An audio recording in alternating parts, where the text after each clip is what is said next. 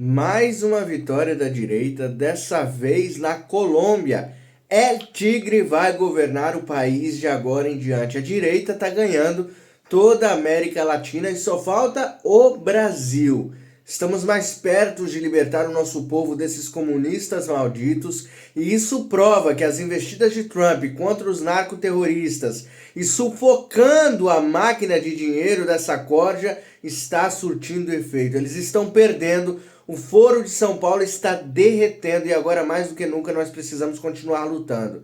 Peço para você deixar o like já no começo, compartilhar e comente aqui embaixo já Bolsonaro, Flávio Bolsonaro 22, para que a gente vá fomentando aí o nome do nosso candidato, né?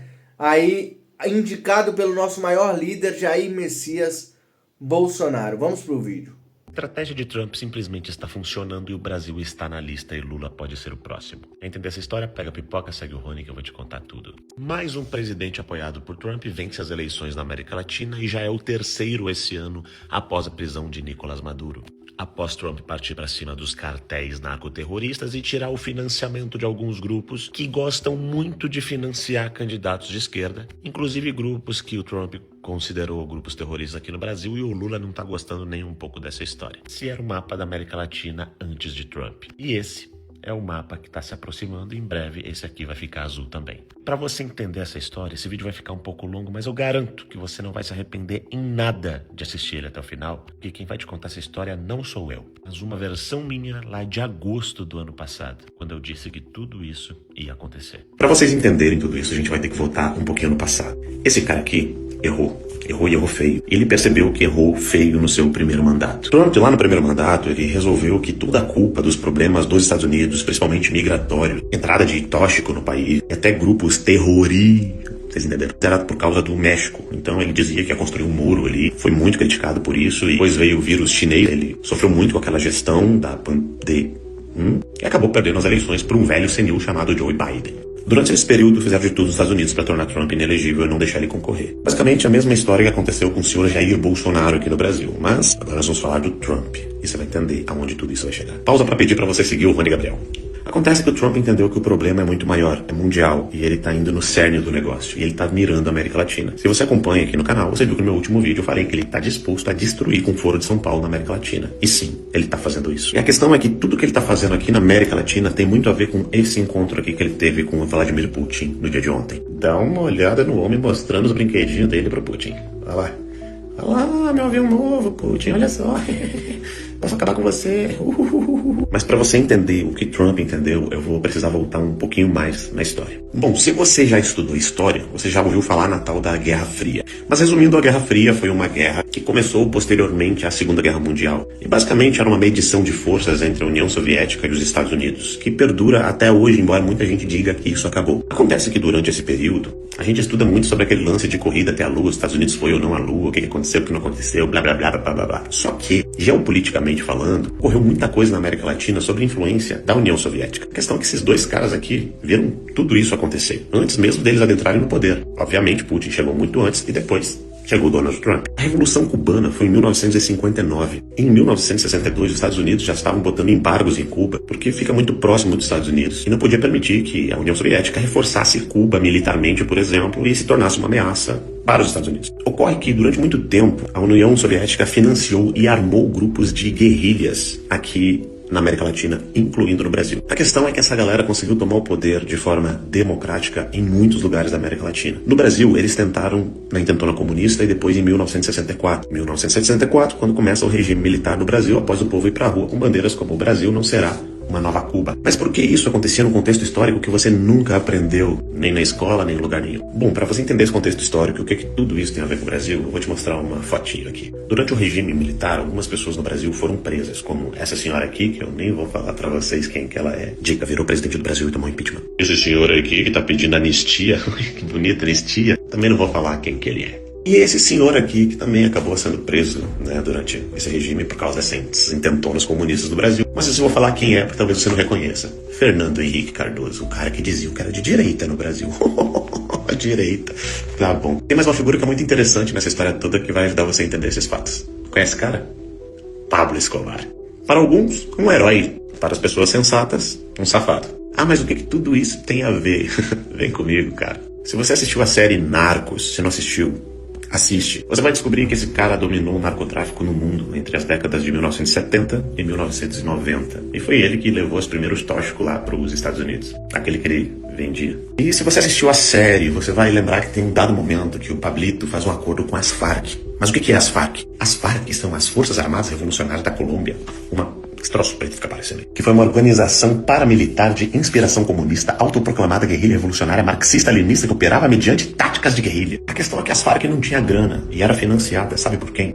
Pela União Soviética, naquele contexto todo de Guerra Fria e dominação da América Latina. Na época, os Estados Unidos estavam preocupados com esse lance de narcotráfico. E os cartéis da Colômbia dominavam o cenário econômico da América Latina, mandando tóxico para o mundo inteiro, inclusive para os Estados Unidos. Isso era um problema. Só que tudo isso tinha a ver com política. O Pablo Escobar fez um acordo com as Farc, por exemplo, para atacar fogo no Supremo Tribunal Federal da Colômbia, para facilitar o entendimento de vocês, e até ter uma parceria para ter um bloco armado que o ajudasse em alguns momentos. Tanto que em dado momento, quando o Pablo foge da Colômbia dos Estados Unidos, ele vai para onde? Para Cuba, né? Os comunistas lá, tomar um chá, fumar um charuto com o Fidel Castro. No início eles não se davam muito bem, mas eles viram que uma união ali poderiam combater os malvadões capitalistas dos Estados Unidos. Que piada isso, né? O mesmo discurso até hoje, gente. Você deve lembrar, inclusive, que as Farc eram muito bem armadas, ó, são a K-47 que vinham da União Soviética. Essa galerinha que joga Counter-Strike aí da minha geração sabe muito bem. Os soviéticos armavam os caras até os dentes. Acontece que essa galera treinava guerrilhas na América Latina inteira durante muito tempo, incluindo aqui no Brasil. E por isso eles tinham essas armas como a K-47, que eram armas soviéticas, que vinham diretamente por esses países. Algumas adentravam no Brasil e eles faziam a revolução deles. Essa galera assaltava banco, fazia o terror, matava aliados e tal. E depois que fizeram tudo isso, pediram anistia. E conseguiram. E muitos desses caras viraram presidentes de seus países. Então é que um deles que continuou fazendo isso é o tal do Nicolás Maduro. Eu não quero nem adentrar na relação desse cara aqui e de outras pessoas, porque dali a pouco quem vai se ferrar nessa história toda sou eu. Embora eu não tenha só convicção sobre isso.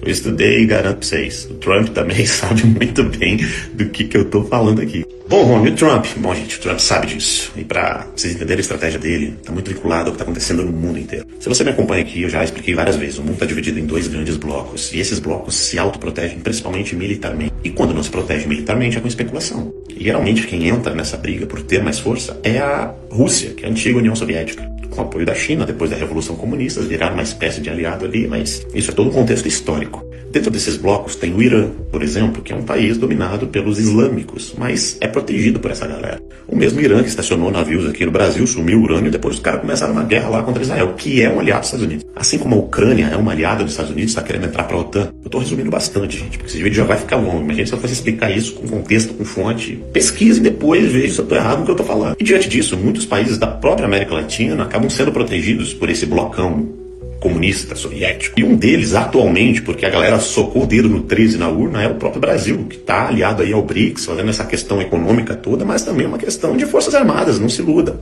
Então, basicamente, quem sempre protegeu, por exemplo, a Venezuela de não ter uma ação militar clara naquele país e em outros países da América Latina foi a Rússia. Só que enquanto o Trump está mandando forças militares para a América Latina, ele também está lá falando com quem? Vladimir Putin.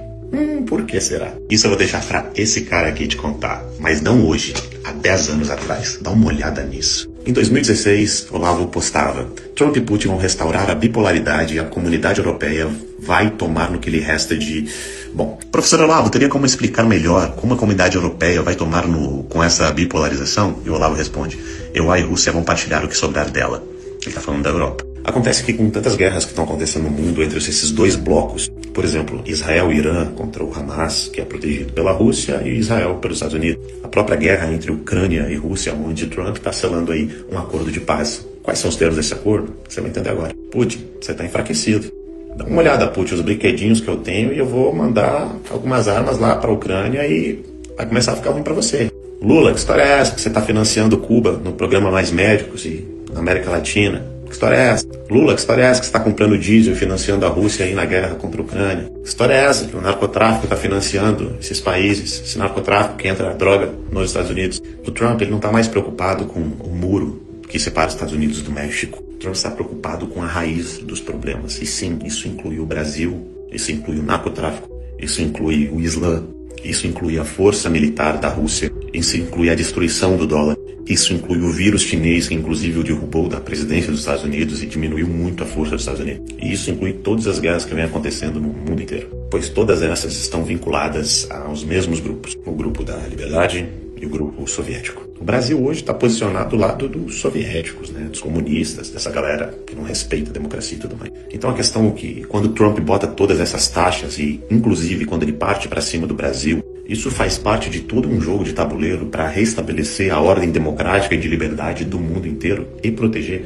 os próprios Estados Unidos. Pessoas como Lula, Nicolás Maduro, Daniel Ortega, Evo Morales e outra, essa galera do Foro de São Paulo são os peixes pequenos, os peões, quando eles vão mexendo o jogo de xadrez. O Brasil em si não, mas as figuras, com certeza. Dentro dessa estratégia, o Brasil, por ser importante, faz sentido o Trump partir para cima, por exemplo, de Alexandre de Moraes. Por quê? Porque ele entendeu que o Supremo Tribunal Federal dá guarida muito pelo trabalho do Paulo Figueiredo, do trabalho do Eduardo Bolsonaro, que levaram esses elementos para o Trump. E a questão é que o Trump percebeu que não é mais com guerrilhas, com força, com essa questão toda. Agora eles estão destruindo as oposições e os aliados através do poder judiciário, igual acontece no Brasil, igual acontece em países da Europa, igual o Nicolás Maduro faz na Venezuela. É o quê? Tirar os opositores do caminho e dominar através da justiça e da pseudo-democracia, a qual eles nunca defenderam. Ou seja, em cada país que o Trump vai mexendo as peças, ele leva em consideração qual bloco que essa galera está se colocando e como resolver isso de uma forma geral. E a América Latina tem muito a ver com a questão dos cartéis que têm financiado, inclusive, o poder político de muita gente. Sim, gente, tem muito político aí que é financiado por esses cartéis. No Brasil, a gente está falando aí de PCC. Bom, não vou ir mais longe nesse assunto. Eu sei que vocês querem, mas eu preciso zelar pela minha integridade física e pela minha liberdade também. Então, gente, sim, tá tudo interligado, é tudo praticamente uma coisa só e é um jogo sensacional. De um cara que voltou à presidência e não vai cometer os mesmos erros do primeiro governo dele. E sim, o Brasil tá bem no olho desse furacão todo. Vai por mim, o acordo entre esses dois com certeza inclui o Brasil e a América Latina. E é por isso que os encontros de Lula, ele tá tão preocupado com tudo isso, porque é bem provável que todos esses ditadores sul-americanos vão perder aquele que dá toda a guarida para que isso aconteça, que comanda o bloco comunista, Vladimir Putin. Quando eu postei esse vídeo, a guerra do Irã não tinha começado. O Nicolás Maduro ainda não estava preso, foi preso 6 meses depois. PCC e Comando Vermelho nem se tratavam em momento algum de botar eles como grupo terroristas. A grande maioria da América Latina era dominada pela esquerda. Bom, é só olhar o que aconteceu depois de tudo isso. Eu sou o Rony Gabriel, pré-candidato a deputado federal aqui pelo estado do Rio Grande do Sul.